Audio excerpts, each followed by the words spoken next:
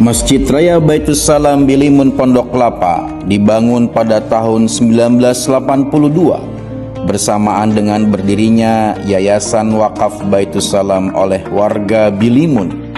Di antaranya adalah almarhum Kiai Haji Salahuddin Wahid yang juga pimpinan Pondok Pesantren Tebu Ireng dan Bapak Joni Syafruddin.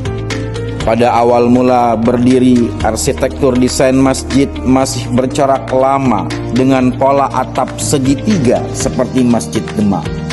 Sampai tahun 97 dilakukan renovasi besar dengan arsitektur berbentuk kubah dengan menaranya yang tinggi dan cantik seperti sekarang.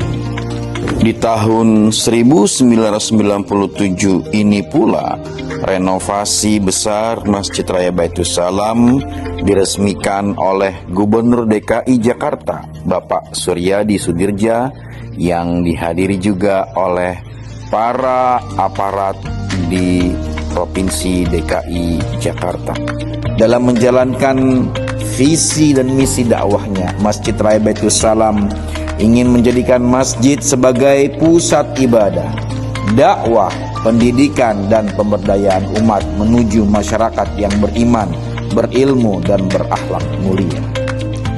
Selama 43 tahun berdiri, Masjid Raya Baitus Salam terbukti dan terus berupaya untuk meningkatkan dan memaksimalkan peran dan fungsi dakwah dengan memberi perhatian penuh pada pelaksanaan ibadah untuk para jamaah, mulai dari pelaksanaan sholat rawatib, sholat Jum'ah, sholat Idul Fitri dan Idul Adha, sholat tarawih di bulan Ramadan dengan tausiah Ramadannya.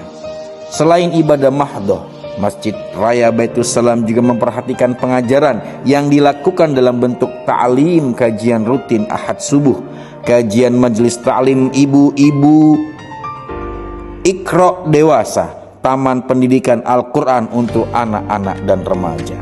Perhatian terhadap lingkungan sosial juga menjadi fokus Masjid Raya Baitus Salam dengan menyediakan nasi Jumat berkah sebanyak 400 porsi yang dibagikan kepada para jamaah setiap selesai salat Jumat. Untuk masyarakat sekitar Pondok Kelapa dibagikan sekitar 1.500 kupon penerima zakat fitrah dan daging kurban yang rutin dibagikan setiap menjelang Idul Fitri dan Idul Adha. Syiar Masjid Raya Baitus Salam semakin kuat ke level nasional karena sejak tahun 98 hingga awal 2000-an, Masjid Raya Baitus Salam menjadi latar cerita dan pengambilan gambar dari program syuting sinetron Lorong Waktu yang disutradarai oleh Deddy Mizwar.